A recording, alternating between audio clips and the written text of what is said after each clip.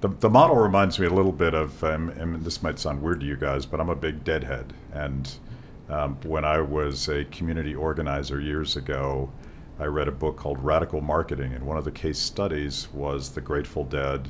And they had, and I don't know if it was purposeful, but one of the rules of going to a Dead concert was you're allowed to come in and record the show and give it away. You just can't sell it.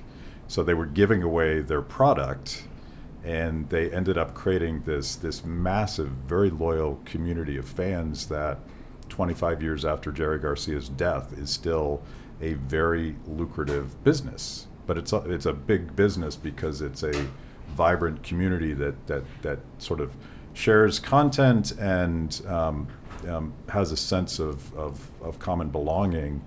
And when we engaged your community on one of our prospective projects, I immediately got that sense that there's a sense that they're protecting your brand for you, and if you abandon your brand, they're going to kick your butts. Yes, and I love that you bring that up, because it's a perfect segue into how we greenlight content.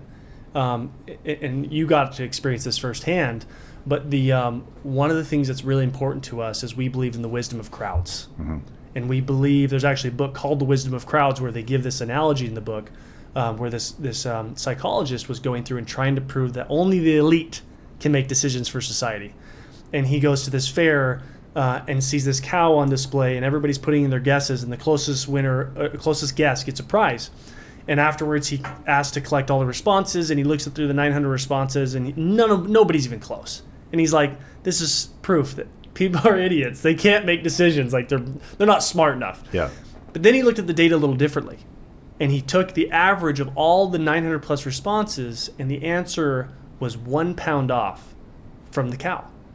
And the interesting part about that for us is we believe that it's much easier to corrupt a few than it is to corrupt a crowd, a community, a huge crowd. That's so much more difficult. And so we built what's called the angel jury, which is anybody who's ever invested in the Tuttle Twins, Freelancers, The Chosen, any one of our original content pieces, they become the gatekeepers of Angel's original content.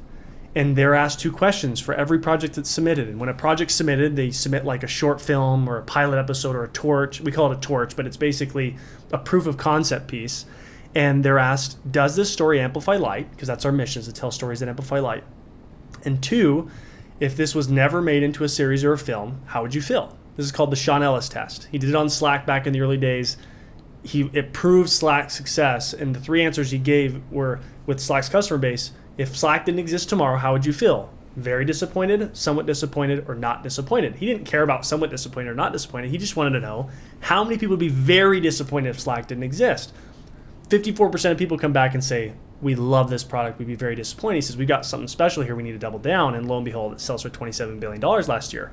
And so every project has to get past, right now, 40% at a minimum of people saying, I'd be very disappointed if this didn't come about, which is not an easy thing to do. 90-something% of projects fail that step. But it's this incredible opportunity for the community to really safeguard the future of Angel content.